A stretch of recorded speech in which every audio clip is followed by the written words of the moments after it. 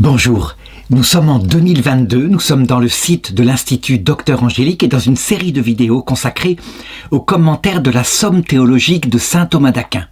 J'en suis rendu toujours dans la prima pars à la question 105 qui traite de la mutation des créatures par Dieu.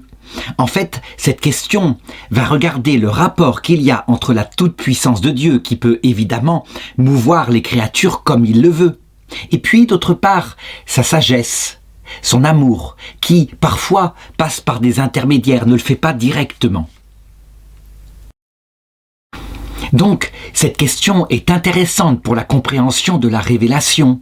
Si Dieu possède dans son essence, entre les personnes, une relation d'humilité quelque part. Je sais que le terme n'est pas accepté par saint Thomas d'Aquin. On ne peut pas appliquer aux personnes quelque chose qui impliquerait un abaissement. Mais disons, chaque personne mettant l'autre personne dans la Trinité au-dessus d'elle-même. Alors dans ce cas, on le comprend. Dieu traite les créatures de la même façon et il aime véritablement qu'il y ait des médiateurs. Ça veut dire des créatures qui puissent effectuer l'action directement sur le domaine qui les concerne, ce qu'on appellera le principe de subsidiarité en théologie. À savoir, Dieu n'agit pas directement quand il le peut, il laisse agir ceux qui coopèrent avec lui, soit ses amis, soit les causes secondes.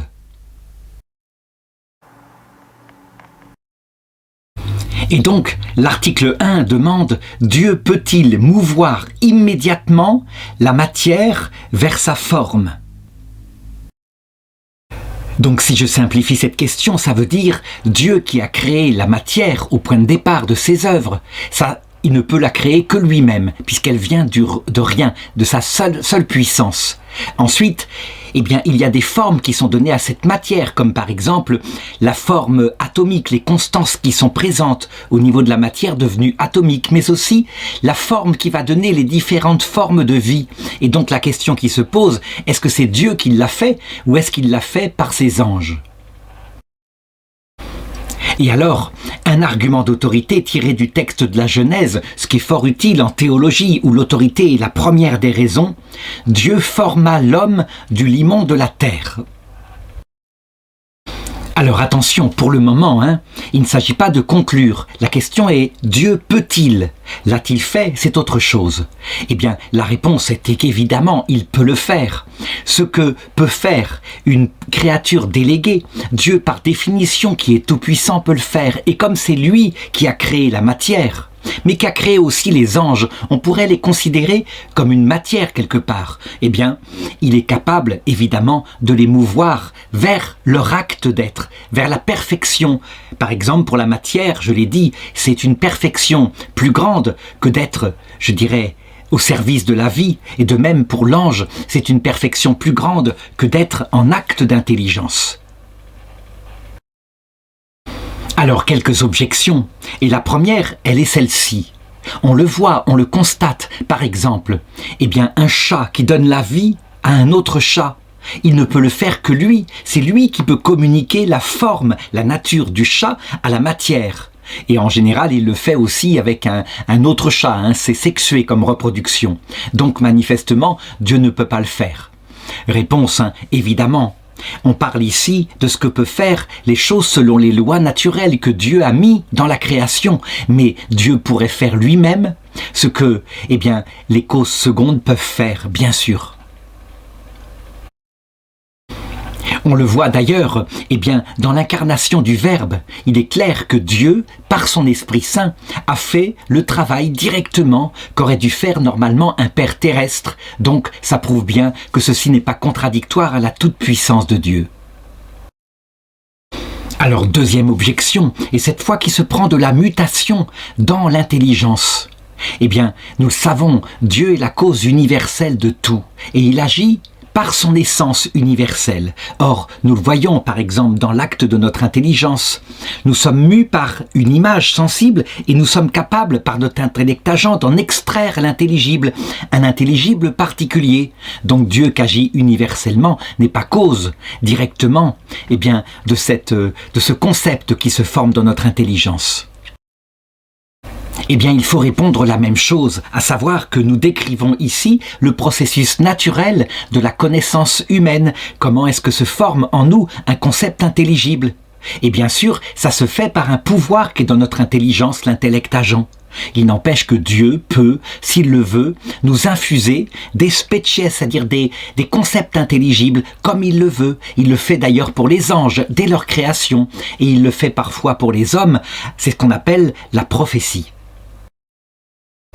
Je pense par exemple à Sainte Germaine de Pibrac, une petite jeune fille tout à fait délaissée derrière son troupeau et à qui Dieu avait enseigné des choses profondes. Elle avait une connaissance intime de la Trinité, donc un don de sagesse, et puis des intentions de Dieu, avant de mourir vers l'âge de 19 ans, dans la misère.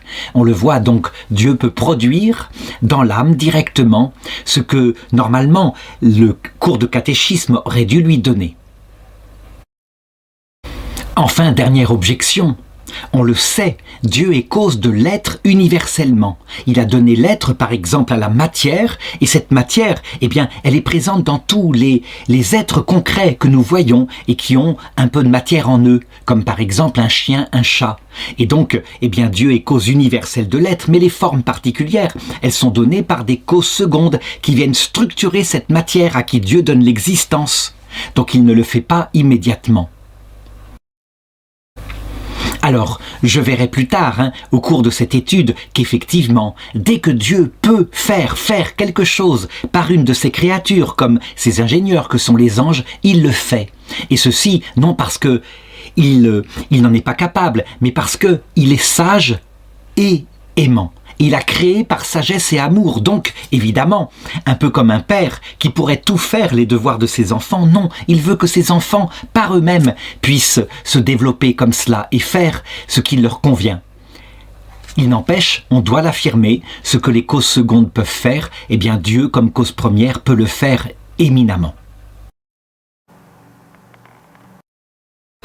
L'article 2 demande « Dieu peut-il mouvoir immédiatement un corps ?» Donc, évidemment, la question regarde d'abord le mouvement local, comme quand je déplace un corps à partir de ma main.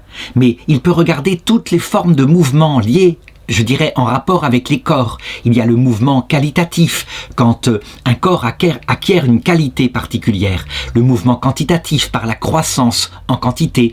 Le mouvement substantiel, quand il y a reproduction, par exemple, chez une bactérie.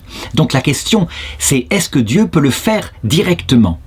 Alors, je n'ai pas envie de donner ici de 7 contrats, l'argument d'autorité en théologie. En effet, c'est une question qui peut tout à fait être résolue par la philosophie, donc par la raison propre. Je veux dire par la théologie naturelle, ça veut dire l'accès de la raison propre à la connaissance du Créateur à partir de ses œuvres. Et donc évidemment, la réponse est que qui peut le plus peut le moins, puisque Dieu est la cause de tous les êtres. Véritablement la cause première qui les a sortis du néant par sa puissance. Eh bien, il les tient non seulement dans l'être, mais on peut dire que c'est lui qui leur communique quelque part leur nature profonde.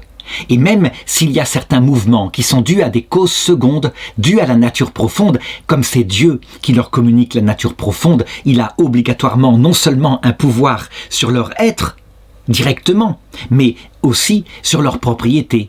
Il ne le fera pas habituellement cependant, on peut le reconnaître, on le voit.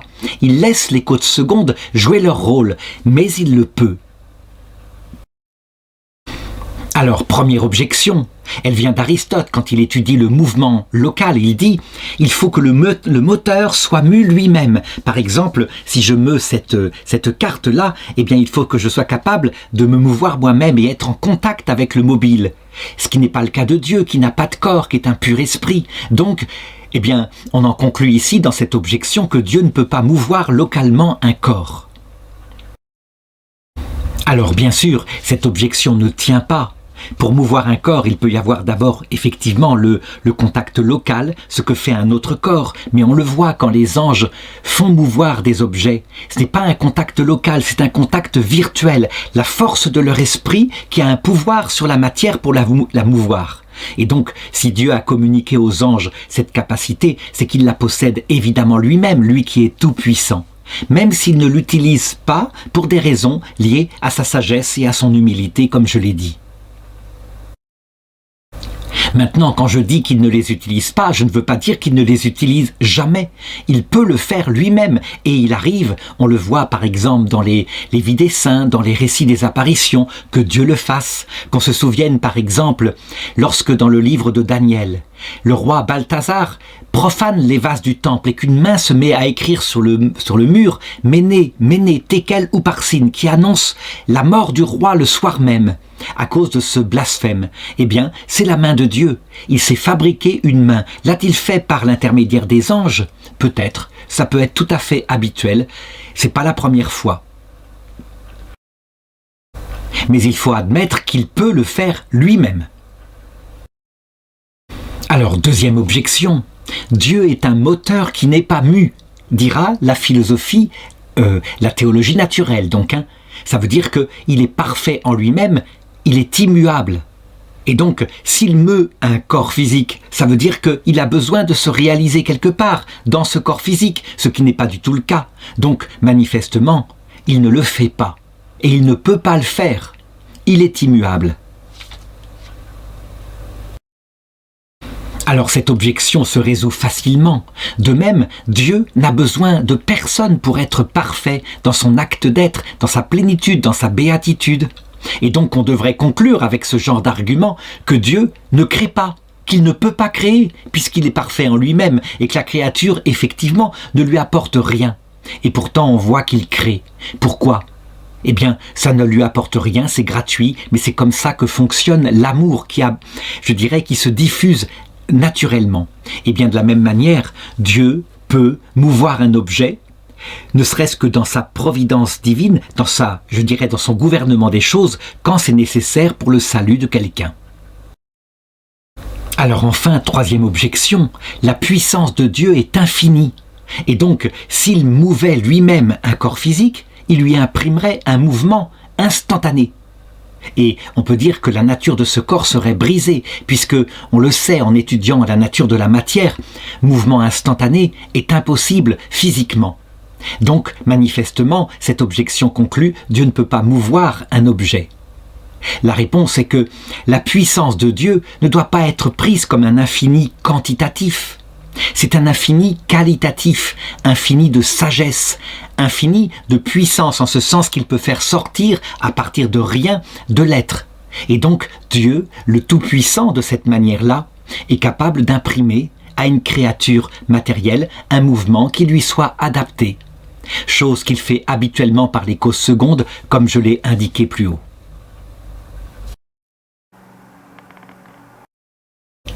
Le troisième article demande « Est-ce que Dieu meut immédiatement l'intelligence créée ?» Donc aussi bien l'intelligence des anges que l'intelligence des hommes. Alors, je répondrai d'abord par un set contrat. On le voit, lorsque Dieu a créé les anges, il leur a donné des concepts directement par infusion. Et ils sont devenus comme cela, dès le départ de leur création, des adultes capables de se diriger. Et puis, d'autre part, notre foi catholique nous dit que Dieu lui-même est descendu auprès de nous les hommes pour nous enseigner le sens de la vie. Il s'est fait homme en Jésus-Christ, donc manifestement, Dieu peut et il le fait parfois enseigner directement les intelligences créées. Alors, d'abord, et pour argumenter, commençons par regarder comment fonctionne rapidement l'intelligence humaine. Nous constatons qu'elle a un pouvoir par elle-même. Je veux dire par là que l'intelligible lui a apporté, par les sens, il y a donc un objet intelligent, source d'intelligence qui est là devant nous, comme par exemple, un autre être humain que nous voudrions connaître. Et à partir des données apportées par les sens, notre intelligence a un pouvoir naturel d'en extraire l'intelligible. Ça veut dire de se faire une idée, à partir de l'observation du comportement de telle personne, sur son caractère, sur ses qualités, sur ses défauts, son tempérament, etc. Et c'est ainsi que nous fabriquons par nous-mêmes un concept de plus en plus précis qui correspond à la réalité de cette personne. Nous jugeons ensuite en disant « cette personne est comme ci, elle est comme ça ». Quelquefois le concept est trop flou, trop rapide et nous ne sommes pas dans la vérité, mais parfois nous tendons de plus en plus vers la vérité de cette personne. Il y a donc deux choses à considérer dans l'intelligence, l'objet intelligible, et puis la faculté elle-même dans son exercice. Eh bien, on doit dire que Dieu, qui est le créateur de l'intelligence créée, meut l'intelligence humaine sur ces deux aspects. D'abord, eh bien, du côté de ce qui est la vérité extérieure à nous, qui va mouvoir l'intelligence. On peut le dire, hein, Dieu est la vérité absolue, totale. Et il a mis, je dirais, dans notre intelligence une aspiration à cette vérité absolue. Ce qui fait que lorsque nous nous tournons vers une vérité relative, comme la connaissance de cette personne, en réalité, c'est cette motion mise par Dieu qui nous attire à la vérité tout entière, qui agit en nous véritablement. Alors on devra dire, mais ce n'est pas vrai. Dieu, si c'est la vérité en soi, c'est pas pareil qu'une vérité relative, comme la connaissance d'une personne humaine, ou d'un chat, ou d'un chien. Eh bien, en fait, le mouvement de notre intelligence vers les vérités particulières vient de cette nature de cette intelligence faite pour la vérité absolue, ce qui fait que du coup, on recherche la vérité et la cause en est Dieu. C'est donc lui qui met en nous cette force naturelle, qui est dans l'acte créateur qu'il a fait de notre intelligence, cette force naturelle de notre faculté d'intelligence vers son objet. Et puis maintenant, du côté de l'opération, eh bien, on peut conclure la même chose. Le créateur de l'intelligence lui met sa vitalité. Donc, on peut dire que parce qu'il a créé notre intelligence, il lui met cette espèce de mouvement, ce mouvement vital vers la vérité. Donc, on peut dire que Dieu crée, comme créateur, cause première de tout, il crée dans la faculté intellectuelle sa capacité à se mouvoir vers son acte. Alors, dernier point, évidemment, tout cela, ça décrit le mouvement naturel de l'intelligence. Mais on doit ajouter que Dieu peut, par lui-même, directement, sans passer maintenant par les causes secondes, comme une vérité particulière que je viens d'indiquer, il peut lui-même se révéler, volontairement, révéler par exemple le secret de son cœur, sa vie trinitaire. Et il le fait parfois. Donc, dans ce cas-là, eh bien, c'est lui-même qui enseigne et qui attire, je dirais par une grâce particulière, notre intelligence qui est assoiffée de connaître, eh bien, ce qu'est Dieu dans son essence. Alors, quelques objections dont la première dit ceci: si c'est Dieu qui donne le mouvement à l'intelligence, mais aussi qui l'attire vers son objet, la vérité particulière, et qui en plus révèle, eh bien, l'objet absolu qu'est lui-même. Dans ce cas-là, ça voudrait dire que l'intelligence, eh bien, elle n'a pas de mouvement particulier, elle est comme une sorte d'objet, une marionnette manipulée par Dieu. Eh bien, il faut répondre que Dieu le fait comme cause première, radicale, puisqu'il est le créateur de mon intelligence. Mais il n'empêche, mon intelligence, comme cause seconde, là, comme réalité qui existe avec sa faculté vitale, elle agit bien par elle-même, même si cette faculté d'agir par elle-même vient de Dieu. Par contre, pour ce qui est de la révélation surnaturelle que nous ne pouvons pas atteindre par nous-mêmes, là il faut bien que Dieu descende jusqu'à nous et qu'il se révèle, et ça vient de l'initiative de Dieu. Nous ne pourrions pas découvrir la vie trinitaire de Dieu si Dieu ne venait d'abord nous la révéler. Alors, deuxième objection, nous le voyons bien, il y a l'intellect agent en nous qui est capable d'extraire, je dirais, de manière active à partir de la sensation, son intelligibilité. Donc pourquoi poser Dieu qui serait là, au milieu de cette opération, qui est naturelle, qui fonctionne par elle-même? Eh bien, encore une fois, c'est la même réponse. L'intellect agent est créé, et donc celui qui lui a donné sa puissance d'action, c'est bien la cause première qui est Dieu. Troisième objection.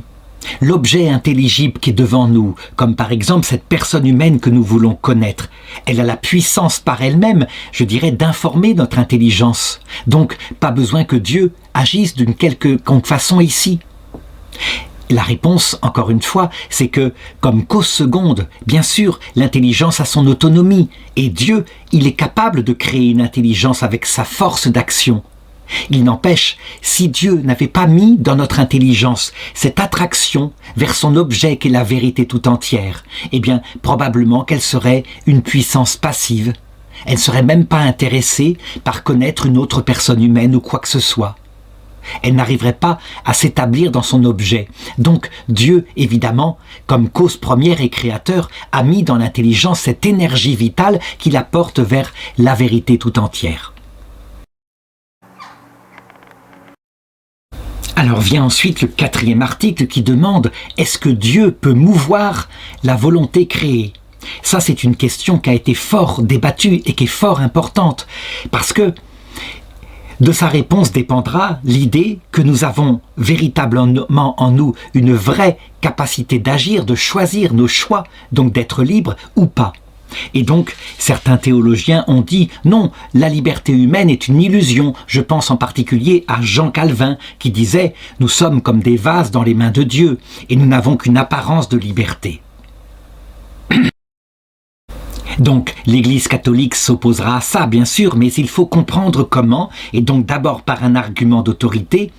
Effectivement, dans l'Épître aux Philippiens, il est dit « C'est Dieu qui opère en nous le vouloir et le faire ». Si on prend ce verset-là, on devrait dire, comme le dit Jean Calvin, « Pas de liberté humaine, une apparence de liberté, nous sommes des marionnettes mues par Dieu ». Eh bien, ce n'est pas du tout ce que veut dire ce texte.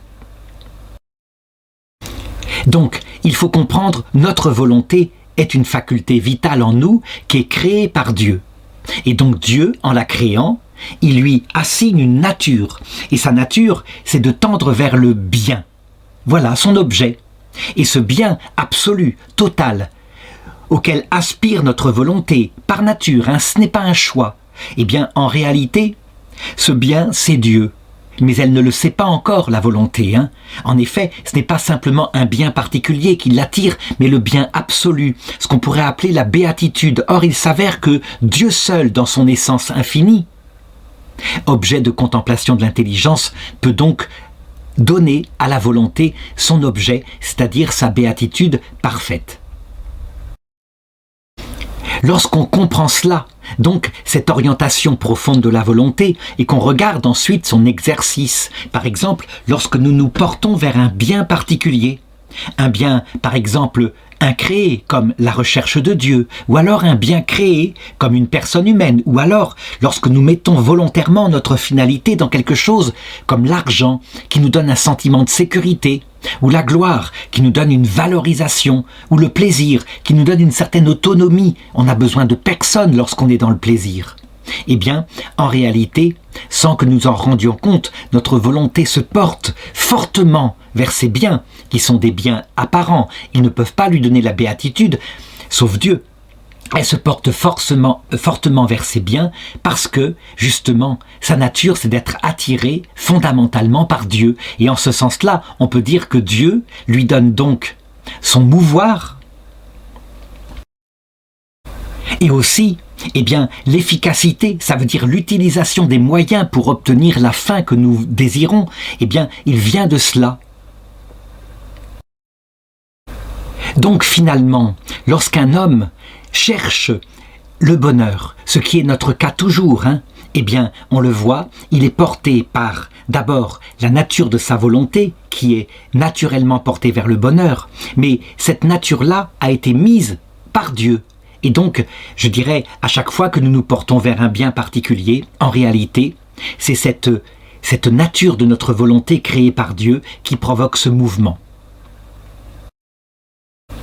Alors, on pourrait conclure de là que, par conséquent, puisque des hommes se portent vers des biens avec une grande violence, comme de l'argent, de la gloire, du plaisir immédiat, eh bien, que ce péché est causé par Dieu.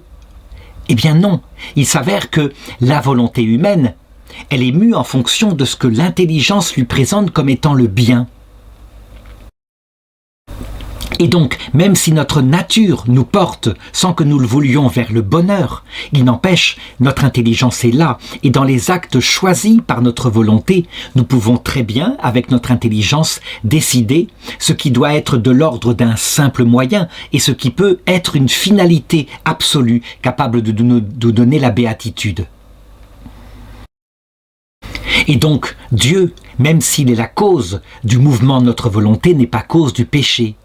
Par contre, là, c'est encore une autre considération.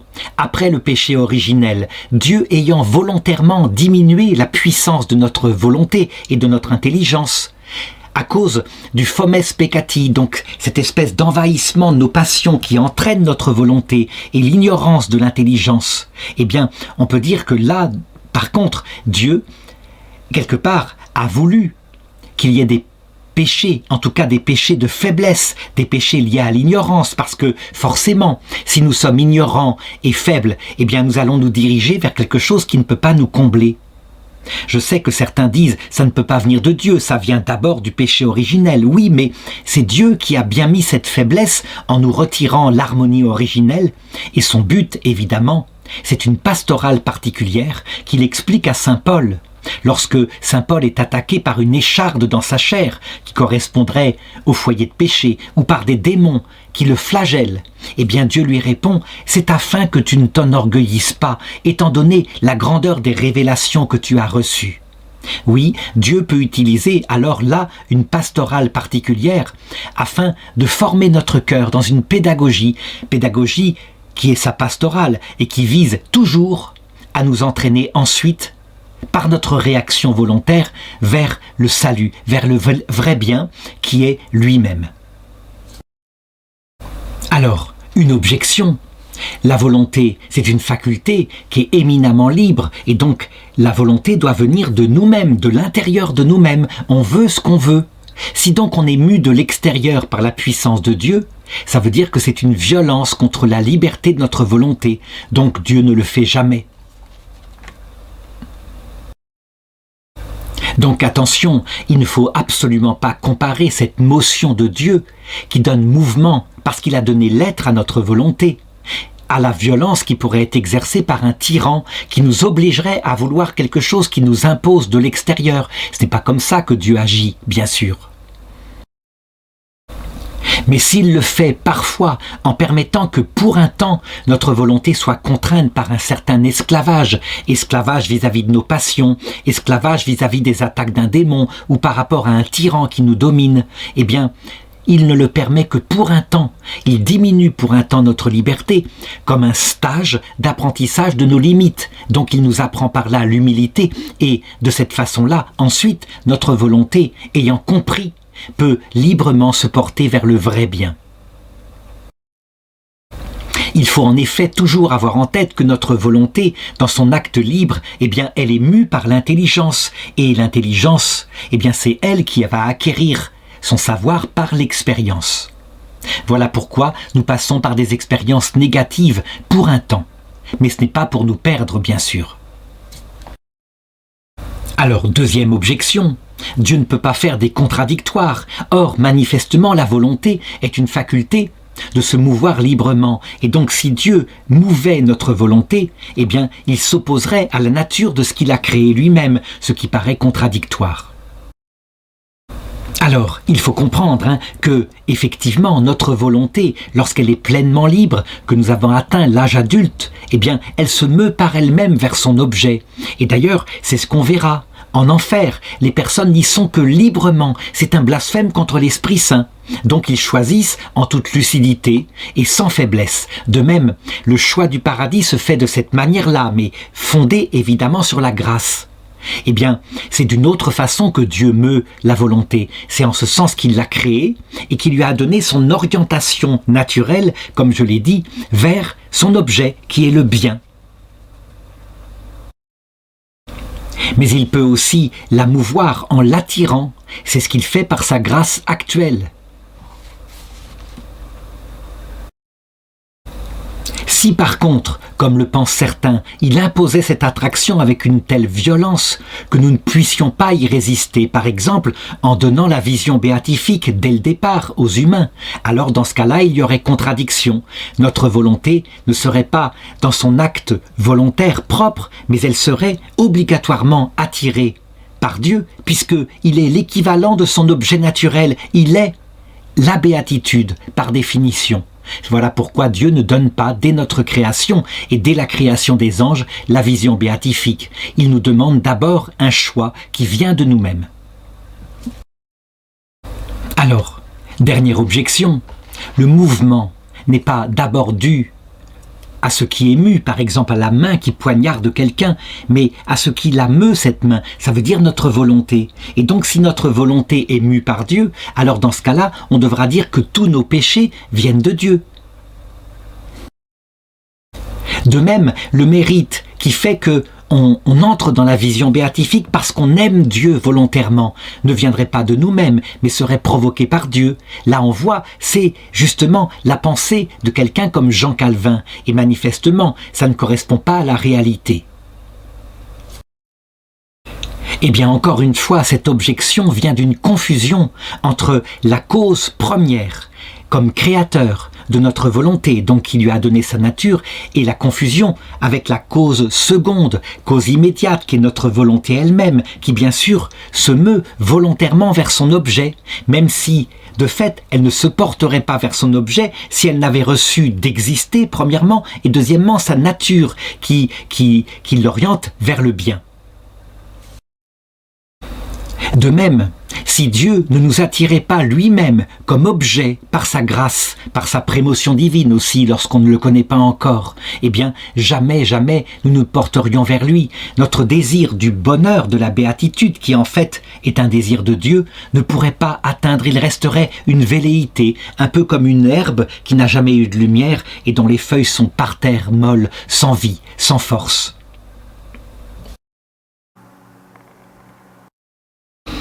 L'article 5 va élargir la question et demande est-ce que c'est Dieu qui agit en tout être agissant, dont on ne se contente plus maintenant de regarder ce qui se passe dans l'intelligence, la volonté, mais véritablement partout. Et donc un argument d'autorité tiré du livre d'Isaïe au chapitre 26 verset 12 « Toutes nos œuvres, vous les accomplissez en nous, Seigneur ».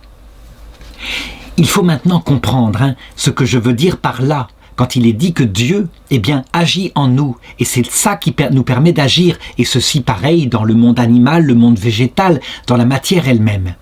Certains en ont conclu qu'il n'y avait pas de mouvement réel venant des créatures, mais que c'était Dieu qui provoquait le mouvement directement. Par exemple, le feu lui-même n'est rien qu'une illusion, et ce qui réchauffe dans le feu, c'est en fait l'action de Dieu. De même, le tonnerre, quand il tombe sur la terre, ce n'est pas une cause naturelle, mais c'est la puissance de Zeus qui envoie un éclair par sa main. Et c'est ainsi que les anciennes religions, et je dirais même quelques religions actuelles, comme par exemple l'hindouisme, attribuent tout à la vertu du seul créateur. Et nous ne serions que des apparences de créatures. Nous serions en fait des sortes d'avatars de cet unique créateur qui est présent partout. Bien sûr, ce n'est pas de cette manière-là que l'entend, évidemment, soit la théologie naturelle, soit même la révélation. Il faut l'entendre d'une autre façon. Dieu, je l'ai dit, est le créateur de toutes choses. C'est lui qui fait sortir de l'être, à l'être, à partir de rien, la matière qui compose tous les êtres matériels, mais aussi les esprits. Et donc, forcément, comme cause première de l'univers, de tout ce qui est créé, c'est lui qui leur communique aussi leur nature fondamentale. Ça ne peut pas être autrement.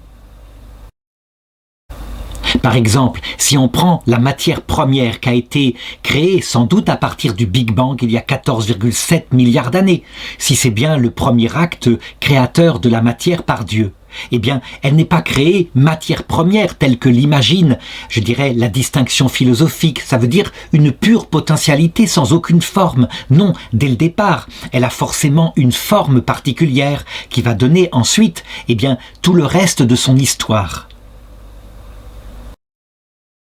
Alors je sais que certains physiciens disent que cette forme, ces constantes mathématiques dans la matière première, est apparue dans la première seconde après le Big Bang.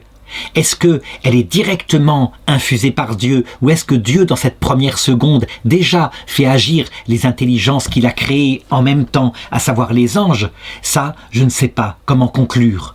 Probablement que Dieu lui-même, qui est le créateur de la matière, lui donne en même temps, en tout cas, des constantes fondamentales. Du coup, toutes les propriétés qu'on voit dans la matière, mais aussi dans les esprits des anges, toutes ces propriétés, fondamentalement, relèvent de leur créateur, qu'en est la cause première. Par exemple, un ange porté vers la vérité et vers l'action concernant cette matière première, eh bien forcément, son mouvement vient de la nature qu'il a reçue de Dieu. Et donc son mouvement, son vouloir, son action d'ingénieur sur la matière vient fondamentalement de Dieu. Et ceci n'empêche pas que, je dirais, comme cause seconde, l'ange agit par lui-même, il a des initiatives, de même la matière, ayant reçu ses constantes, ce qu'elle est, eh bien, va agir par ses propres propriétés, en donnant ce que, eh bien, l'astronomie décrit, l'apparition des premières galaxies, qui ensuite explosent, la matière qui se complexifie, jusqu'à ce qu'apparaissent des galaxies plus durables, etc. Par contre, eh bien, ces causes secondes, quelquefois sont capables de produire leur propre effet, comme je viens de le décrire, mais dès qu'il y a un saut d'organisation manifestement supérieur à l'ordre que peut donner la cause seconde, donc la matière par exemple non vivante, eh bien là va intervenir une cause seconde plus intelligente, plus forte, qui va organiser la matière par exemple pour la structurer dans le premier vivant qui est la première bactérie. Et donc on le voit, il y a cause seconde, pas forcément action directe de Dieu, mais fondamentalement, c'est bien, comme le dit le livre de la Genèse, Dieu qui a créé la vie, puisque c'est lui qui a créé la matière dont est fait la vie, l'intelligence qui l'a structurée, que sont les anges, etc. Pour le comprendre, saint Thomas d'Aquin prend une métaphore qui, je crois, est tout à fait éclairante. On peut dire que Dieu, comme cause première, est un peu comme la cause qu'aurait créé l'artisan humain. Un artisan humain ne peut pas agir si d'abord il n'est pas créé par Dieu, qui lui a donné toutes ses qualités. Donc on peut dire que fondamentalement, d'abord, Dieu, eh bien, est cause de l'action en ce sens qu'il donne l'être aux réalités qui agissent. Deuxièmement, quand on regarde cet artisan, qui est donc une cause seconde, en ce sens qu'il est créé par la cause première qu'est Dieu, qui décide de réaliser une œuvre. Il a donc en lui un projet avec une finalité. Il veut réaliser par exemple une statue dans un morceau de marbre. Eh bien, c'est la finalité qui le pousse à l'action. Mais cette finalité, il ne l'aurait pas s'il n'avait pas reçu de Dieu dans son esprit une attraction vers le beau, en l'occurrence. Et donc, eh bien, Dieu qui a mis dans notre intelligence et dans notre volonté une aspiration vers la finalité ultime qu'est lui-même, il est le bien, il est le vrai, il est aussi quelque part le beau, eh bien, c'est de cette façon-là qu'il nous pousse à agir, qu'il est source de notre action et de notre mouvement. Et enfin, eh bien, lorsque nous appliquons les moyens pour atteindre à la réalisation de cette œuvre, eh bien ces moyens n'ont pas de possibilité d'être s'il n'y avait pas l'attraction de la fin et puis aussi l'existence de l'artisan. Donc on peut dire que le mouvement lui-même, il est dû à Dieu comme cause première. Et pourtant, on le voit, l'artisan, il fait son œuvre lui-même. Dieu n'a pas fait de lui une marionnette. Voilà comment il faut comprendre les choses. Alors, une objection qui dit, si c'est Dieu qui agit dans tout être agissant, dans ce cas-là, eh bien, les êtres agissants sont des apparences, sont inutiles. Tout ça, c'est du vent. Il n'y a que Dieu qui agit lui-même. Il aurait mieux fait de ne pas créer le monde. Eh bien, il faut répondre, encore une fois, que Dieu agit en tout être agissant comme cause première, cause de son être, cause de sa finalité, qui l'attire vers la réalisation de l'œuvre. Et il n'agit pas, bien sûr, comme cause seconde. Nous agissons par nous-mêmes. Mais s'il n'y avait pas cette énergie venant de Dieu, eh bien, je l'ai dit, nous serions incapables de quoi que ce soit. D'abord, premièrement, nous n'existerions pas. Deuxième objection. Si nous sommes donc bien des causes secondes qui agissons par nous-mêmes, par exemple qui nous tournons vers Dieu pour le chercher, ou alors, eh bien, comme on le voit, un lapin qui cherche à manger une carotte, et donc qui agit par lui-même, si en même temps Dieu agit dans le lapin ou dans nous-mêmes, qui nous tournons vers notre finalité ultime, il y aura donc un double moteur pour une action unique, et il y a donc quelque chose là qui ne va pas. Alors je l'ai dit, par exemple, si je reprends l'exemple amusant du lapin, Dieu lui donne d'être, et je dirais, à travers l'action de ses anges, il a mis en lui cet appétit sensible pour qu'il puisse survivre, tendre à ne pas disparaître. Et cet appétit sensible, il va le réaliser dans une action concrète, attraper une carotte pour se nourrir et ne pas mourir de faim. Donc, on voit bien, il y a Dieu comme cause première, qui est source de son être, mais aussi de sa vitalité active. Mais il n'empêche que c'est le lapin lui-même, une fois qu'il existe là, qui cherche à attraper une carotte. Donc j'espère que cette métaphore permettra de comprendre comment nous agissons nous-mêmes, portés évidemment par Dieu, vers notre finalité. Cependant, il faut ajouter une chose, pour ce qui concerne notre vie surnaturelle, qui nous fait désirer la contemplation, je dirais intime de l'essence de Dieu qui se révèle. Là, pour le coup, il faut que Dieu descende dans notre dimension et qu'il se présente lui-même comme étant l'objet de notre intelligence et de notre volonté, qu'il nous attire en plus par une action très concrète, alors que, normalement, pour les autres biens qui sont naturels, comme par exemple l'amour d'un jeune homme pour une jeune femme, les choses se font naturellement. Il n'y a pas besoin de révélation surnaturelle venant de Dieu. Alors enfin, troisième objection, admettons que Dieu, il soit cause de notre mouvement parce qu'il est cause de notre être. Il a fait cela au moment de notre création. Inutile qu'ensuite, il continue de nous attirer vers ce mouvement. Donc c'est une pichenette de départ par l'acte créateur et c'est tout. Il faut répondre à cela que l'acte créateur, on croit que c'est un acte qui a commencé au moment de notre conception, puis après qui s'arrête. Mais ce n'est pas du tout comme ça que ça fonctionne. Dieu nous maintient dans l'être en permanence. L'acte créateur, il est toujours là. Et si Dieu cessait de le faire, nous retournerions au néant. De la même façon, avec l'acte créateur, il y a, par exemple pour notre esprit, sa nature qui est là et qui est portée par Dieu. Et donc le mouvement qui nous porte vers le bien. Voilà comment Dieu est cause première de notre agir, de notre être, de notre mouvement.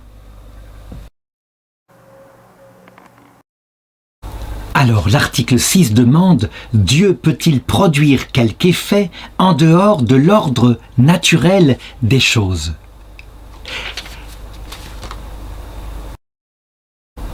Alors, un argument d'autorité tiré de saint Augustin qui dit « Dieu parfois agit à l'encontre du cours ordinaire de la nature ».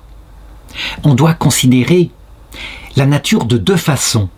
D'abord, dans le projet éternel de Dieu, lui qui l'a pensé de toute éternité. Et ce projet, je l'ai dit, est pensé par son essence qui est simple. Il n'est pas une série d'idées, mais tout se réduit à l'essence même de Dieu qui est immuable. Et donc, sous ce rapport-là, on doit le dire, Dieu ne saurait agir en dehors de ce qu'il a fixé. Ça veut dire que s'il y a des choses qui se passent en dehors de l'ordre de la nature qu'il a pensé, ceci n'est pas en dehors de l'ordre que Dieu lui-même porte en lui de toute éternité. Je veux dire par là, il est le maître des choses, il peut agir soit selon les lois de la nature qu'il va créer, soit en dehors. Et puis, deuxième manière de considérer la création, c'est telle qu'elle est, avec les lois qu'il a mises dans l'ordre des causes secondes. Par exemple, un lapin est produit par l'union entre un lapin et une lapine. Ça, c'est l'ordre naturel. Dieu, habituellement, c'est vrai, il n'agira pas contre l'ordre naturel, mais il le peut. Et il le fait parfois. Alors il ne le fera pas, par exemple, pour ce que je viens d'indiquer sur les lapins, mais il peut le faire parfois pour nous les hommes, en vue de nous conduire vers notre béatitude éternelle, sur des choses extrêmement surprenantes. Par exemple, il n'est pas normal qu'un âne parle, et pourtant, dans l'histoire de la Genèse, l'histoire de Balaam, Dieu fit parler son âne afin qu'il entende, parce que il avait décidé de mettre un ange sur le chemin afin de l'empêcher d'aller maudire le peuple d'Israël. Et l'âne se mit à parler. Cela prouve que Dieu, parfois, en vue du bien de la créature spirituelle, de son éducation, de sa pastorale qui l'a conduit au salut éternel, peut agir en dehors des causes secondes. Et c'est ce qu'on appellera, lorsque c'est l'action de Dieu directement, qui ne passe pas par des causes secondes que sont les anges, c'est ce qu'on appellera un miracle au sens fort. alors que s'il passe par des causes secondes, qui ne sont pas visibles habituellement, mais qui sont partie de l'univers, que sont ces anges, on appellera ça un prodige par rapport aux causes naturelles. Mais de même que l'homme, par exemple, lorsqu'il fabrique des instruments techniques qui sont en dehors de l'ordre habituel de la nature par son art, eh bien, il fait des prodiges de la science.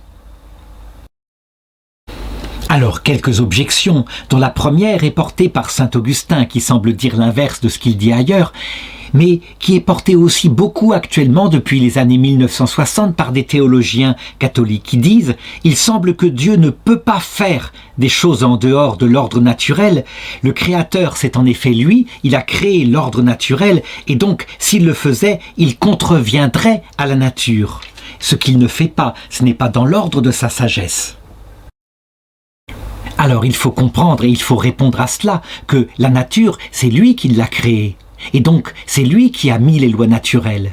Donc, rien n'empêche, lorsque c'est nécessaire, parce qu'il oriente en particulier les créatures dotées d'esprit vers une vie surnaturelle, mais qu'il le fait aussi pour les autres créatures, par exemple pour les animaux qui passent par la mort. Il veut que, dans l'autre monde, manifestement, soit réalisé ce qu'ils portaient en eux, une aspiration à subsister éternellement, y compris individuellement, mais aussi dans leur espèce. Donc on peut dire, on peut en être à peu près certain, que dans l'autre monde, il ressuscitera aussi les animaux, pour leur donner une récompense sensible adaptée à leur vie animale. C'est donc quelque chose qui est en dehors, en apparence, de l'ordre naturel. Ils sont morts, ils devraient être morts, et définitivement morts. Mais Dieu, c'est lui qui tient les choses. Pourquoi fait-il cela ? Il fait d'abord cela, évidemment, fondamentalement, pour les créatures spirituelles qui, elles, de façon libre, peuvent atteindre à la vision béatifique. Mais il le fait aussi pour sa propre gloire, disons, pour manifester ce qu'il est profondément. Et donc, le fait qu'il ressuscite, par exemple, les chiens, les chats, les insectes qui peuplent l'autre monde, eh bien, manifestement, cela révèle sa justice, comme le disait Jésus à propos des passereaux. Votre Père céleste les compte, chacun d'entre eux, aucun d'eux n'échappe à sa vigilance. Eh bien, je dirais par là, il manifeste qu'il est capable, en justice, de récompenser l'animal qui a souffert sensiblement par une récompense sensible. Et ceci, eh bien, c'est la gloire de Dieu, manifestation de sa justice. Et justement, voilà que l'objection 2 vient contredire ce que je viens de dire. L'ordre de la justice vient de Dieu. Aussi, c'est l'ordre qu'il a mis dans la nature. Et donc, si cet ordre qu'il a mis dans la nature est juste, s'il contrevenait à cet ordre, il serait dans une action en dehors de la justice. Il faut répondre à cela que l'ordre de la justice de Dieu, on voudrait la réduire aux lois naturelles qu'il a mises lui-même dans sa nature. Mais non, l'ordre de la justice de Dieu, elle est identique à son essence, elle est en lui, elle vient de sa vie trinitaire, et donc elle est bonté, elle est sagesse, elle est humilité. Et voilà pourquoi, eh bien, il réalisera au terme du monde la résurrection de tout, de manière, y compris de ceux qui l'auront refusé, même des damnés, afin que chaque être retrouve la plénitude de son être. Et cette résurrection finale ne sera pas selon les lois naturelles. C'est évidemment un acte ultime qui vient de la seule puissance de Dieu. Dieu seul peut rendre à chacun la perfection de son être en vue de lui donner sa récompense finale. Il faut le reconnaître, si comme Spinoza, on ne contemple le monde entier que par les lois naturelles de ce monde-là, soumis à la corruption, donc à la loi de l'entropie, on ne peut pas comprendre la sagesse de Dieu. Il faut donc avoir un regard beaucoup plus large et regarder non seulement la totalité des univers qui peu à peu mènent à la vision béatifique, avec ce monde ultime, eh bien, il faut regarder surtout que cela vient de l'essence même de Dieu qui nous a été révélée par sa vie trinitaire. Alors, troisième objection, c'est bien Dieu qui a créé l'ordre de la nature et il l'a mis de manière stable avec cette organisation géniale qu'on constate autour de nous, avec par exemple l'organisation du monde où chaque animal a sa place dans une niche écologique particulière. S'il faisait des choses en dehors de cet ordre-là, ça voudrait dire qu'il est inconstant. qu'à un moment donné, cet ordre-là ne lui convient pas, qu'il le change. En fait, là encore, on voudrait réduire l'ordre de la nature à sa seule finalité, cette stabilité de la nature. Mais ce n'est pas comme ça que Dieu fonctionne. Tout l'ordre de la nature, tel qu'on le constate, la nature de notre monde observable, est ordonnée à un ordre surnaturel, qui est l'accession à l'acte ultime de chaque réalité, et en particulier pour nous, créatures spirituelles, à la vision béatifique. Donc on le voit bien. Il faut considérer l'ensemble de l'œuvre et pas simplement la première marche de l'échelle de Jacob, la terre, qui est provisoire. L'article 7 demande « Tout ce que Dieu fait en dehors de l'ordre naturel des choses est-il miracle ?» Alors d'abord un 7 contrat qui est d'ordre étymologique, c'est saint Augustin qui écrit « Quand Dieu fait quelque chose en dehors du cours connu et habituel de la nature, on qualifie cela de grandiose et d'admirable. » Eh bien le mot miracle, justement, il vient de cela, admiration, stupéfaction. On peut dire que on est stupéfait et donc qu'on considère qu'il y a miracle quand une chose se produit dont on ne connaît pas la cause. Il faut donc faire attention à ce mot. Et maintenant, précisément, surtout avec les progrès de la science, le définir.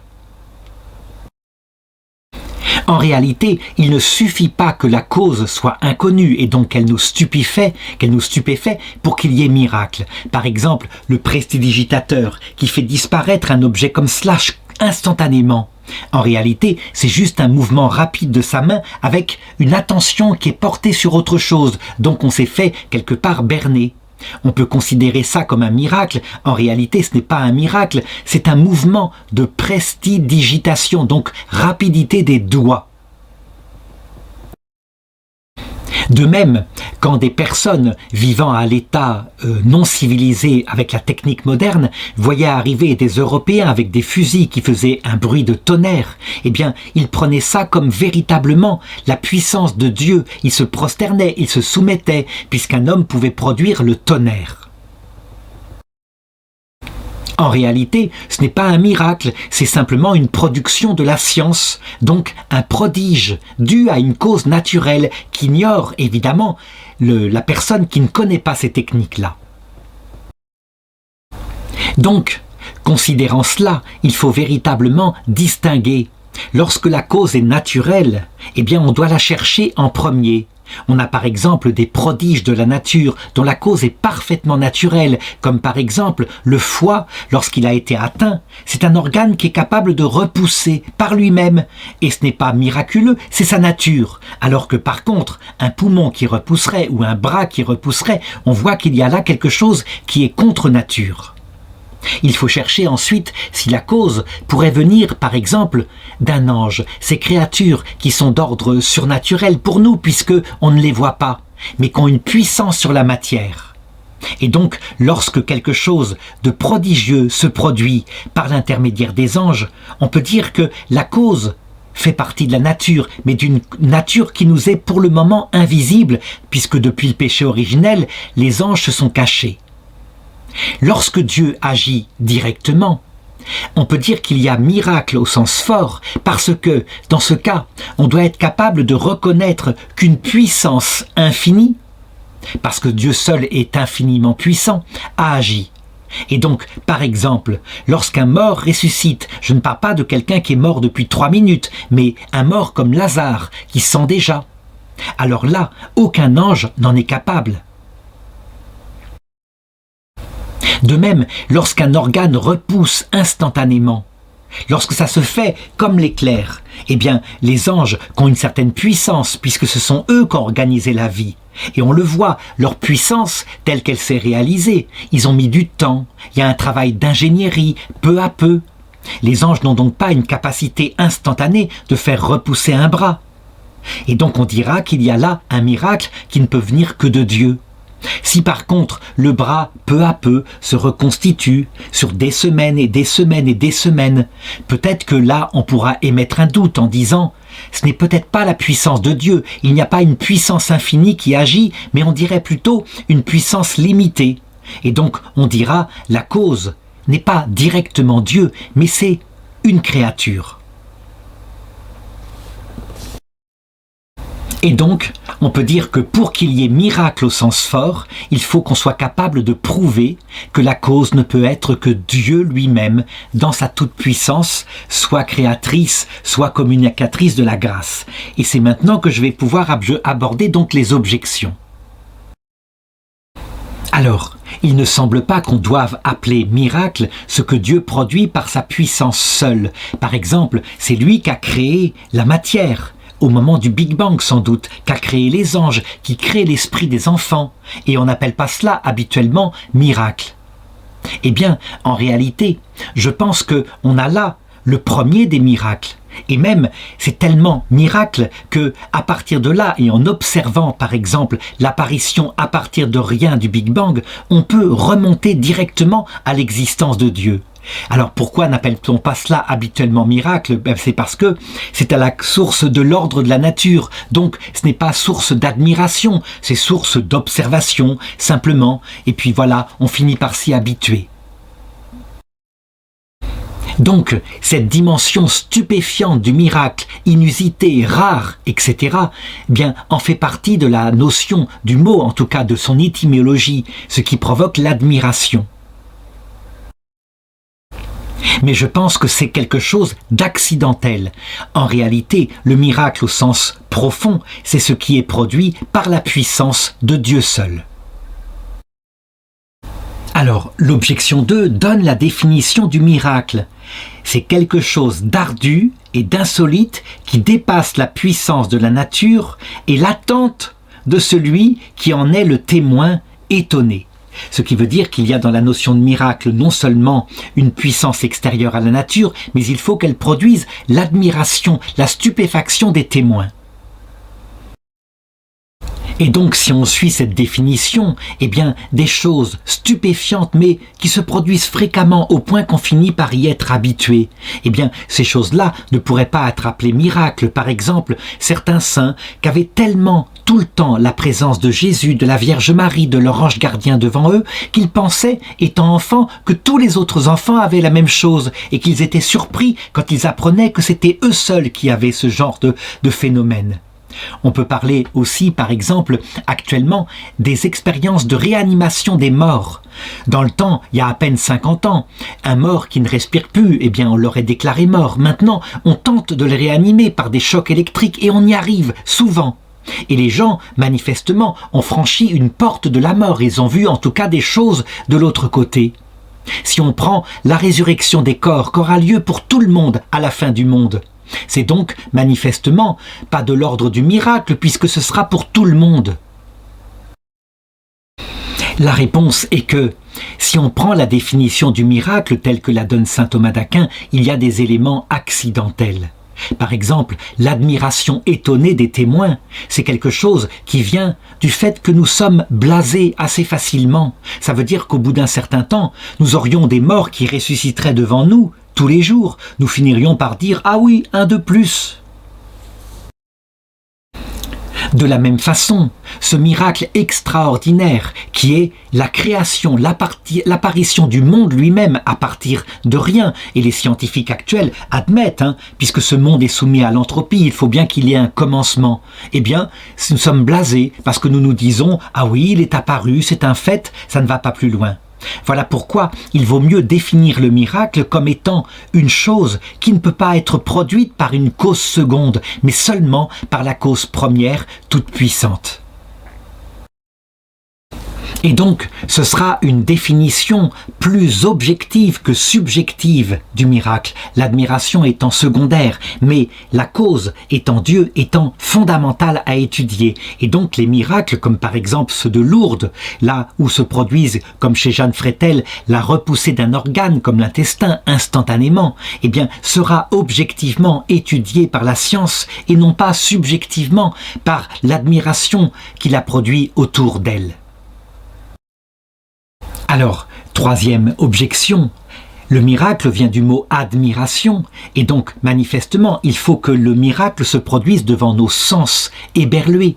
Or, il y a bien des choses qui se produisent par la puissance de Dieu et qui ne se voient pas par les sens. Par exemple, la consécration eucharistique ou alors la venue de la grâce sanctifiante dans une âme qui se convertit. Du coup, on ne devrait pas appeler miracle quelque chose comme la consécration de l'Eucharistie quand ce n'est plus du pain, mais la substance du corps du Christ. La réponse est que si l'on prend le mot miracle dans sa simple étymologie, donc avec la notion d'admiration extérieure stupéfiante, en premier, mise en avant, dans ce cas-là, l'Eucharistie n'est pas un miracle, mais un phénomène mystique extraordinaire et invisible, de même pour la conversion des pécheurs.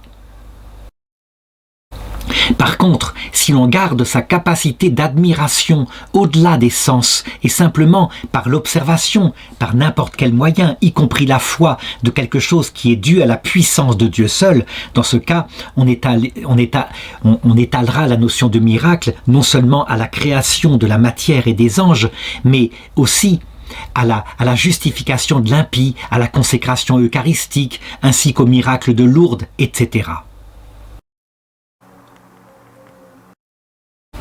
Alors enfin, l'article 8 demande « Est-ce qu'un miracle peut être plus important qu'un autre ?» Et là, un argument d'autorité qui vient du Seigneur lui-même dans l'Évangile selon saint Jean chapitre 14 verset 12 qui dit ceci à propos des miracles « Les œuvres que je fais, celui qui croit en moi les fera lui aussi et il en fera même de plus grands. » Et donc manifestement, il y a des miracles plus grands que d'autres. Alors, je l'ai dit dans l'article précédent, si on prend le miracle du côté de l'admiration qu'elle suscite, là c'est une définition subjective. Mais si on prend le miracle du côté du fait qui est donné, objectivement vérifiable, là, manifestement, on est plus dans un ordre objectif. Et je dirais, ça peut être même étudié par la science. On le voit pour certains miracles de Lourdes avec le comité scientifique de Lourdes. Ce qui fait un miracle, donc, c'est aussi la cause. La cause ne peut pas être une simple puissance naturelle, mais il faut que ce soit la cause première elle-même, à savoir la toute-puissance de Dieu. Et donc, il faut regarder les différents types de miracles afin de les classer. Saint Thomas d'Aquin les range en 3 paquets, avec évidemment des ordres différents dans ces paquets-là. D'abord, les miracles qui touchent à la substance même des choses. Il ne peut pas y en avoir de plus grand, puisque justement, quelque chose se met à être alors qu'il n'existait pas. Et donc, en ce sens-là, on doit le dire, le plus grand des miracles, c'est la création elle-même. Création de la matière, création des anges, création de l'esprit du petit enfant. C'est d'ailleurs en considérant, je dirais, l'origine de tout, et en particulier l'observation du Big Bang et en se demandant d'où il peut venir, que notre intelligence naturelle en est amenée à poser l'existence d'un être premier créateur. Donc, c'est source de la plus profonde admiration, celle de l'intelligence elle-même qui est obligée de poser une cause première à tout l'univers.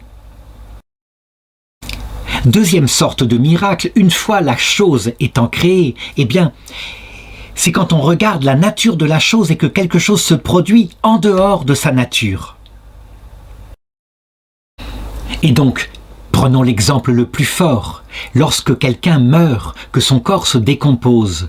Si jamais, en invoquant Dieu, quelqu'un comme saint Vincent Ferrier le fait être déterré, il est mort depuis plusieurs années, trace un signe de croix et la personne se lève, elle est ressuscitée, elle est là vivante, on est dans l'ordre du miracle parce que véritablement il n'est pas naturel au corps de la personne, même si son âme était vivante dans l'autre monde, il n'est pas naturel à ce corps de ressusciter. Il faut donc là la toute-puissance de Dieu.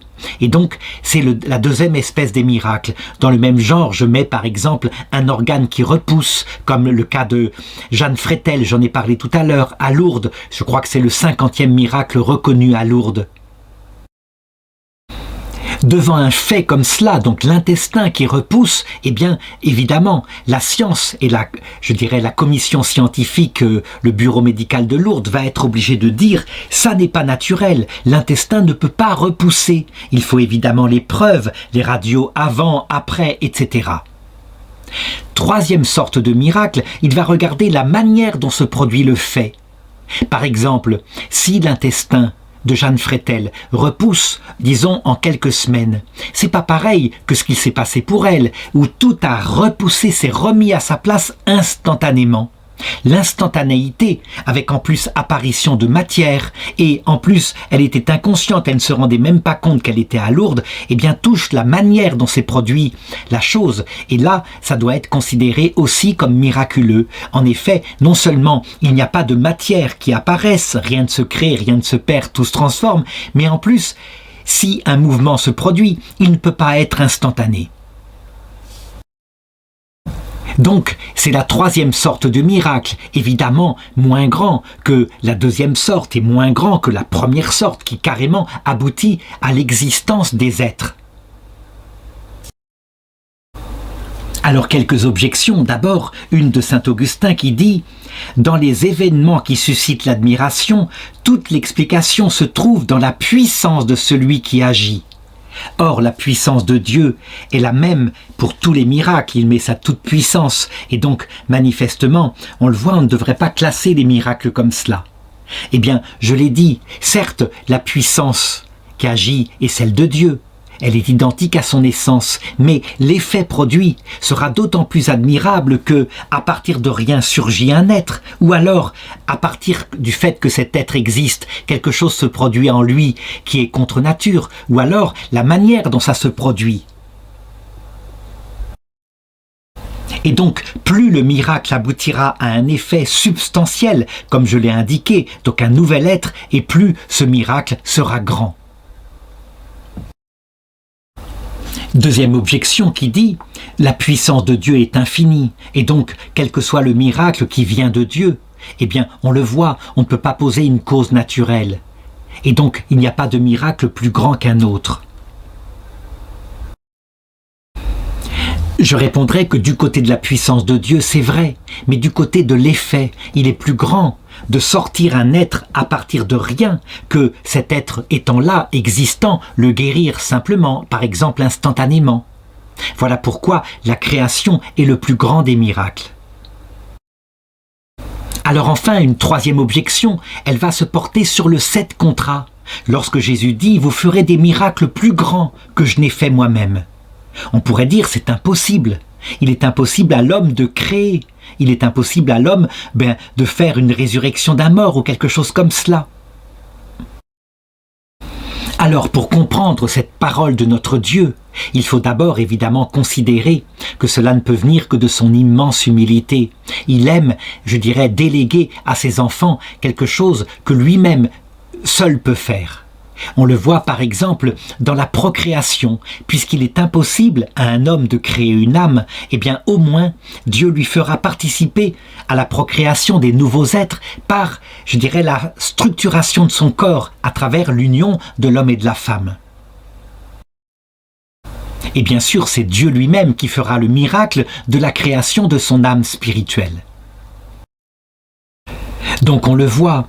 En ce qui concerne le fait même du miracle, il est impossible d'en faire de plus grand que Dieu, nous ne sommes pas créateurs. Par contre, Dieu, toujours pareil, pour manifester sa grandeur qui est dans son humilité, peut faire que nous fassions de plus grandes choses que lui en extension. Par exemple, il a prêché simplement notre Dieu, Jésus-Christ, dans la petite terre d'Israël. Et voici que des hommes, comme par exemple saint Jean-Paul II, ont prêché dans le monde entier devant des assemblées qui parfois étaient composées de millions de personnes. Mais Dieu peut aussi faire que nous fassions des miracles plus grands en nous donnant tout pouvoir sur son cœur et en se faisant quelque part notre serviteur. Ainsi, on le voit à Fatima, où la Vierge Marie dit, alors qu'elle n'est qu'une petite créature, « J'en guérirai certains ». Parce que les enfants viennent lui supplier de guérir des malades, mais d'autres non, parce que je ne me fie pas à eux. Or, on devrait répondre, il y a là une hérésie, la Vierge Marie ne peut guérir personne, c'est la puissance de Dieu qui guérit et qui fait les miracles. Oui, mais Dieu a voulu que parce que la Vierge Marie s'était faite toute petite, il a voulu se mettre entièrement au service de sa volonté. Elle fait la volonté de Dieu, alors Dieu fait sa volonté. Il y a là quelque chose d'immensément plus grand que tout ce qu'on peut imaginer lorsque Dieu lui-même s'unit à nous dans la vision béatifique à ce point-là.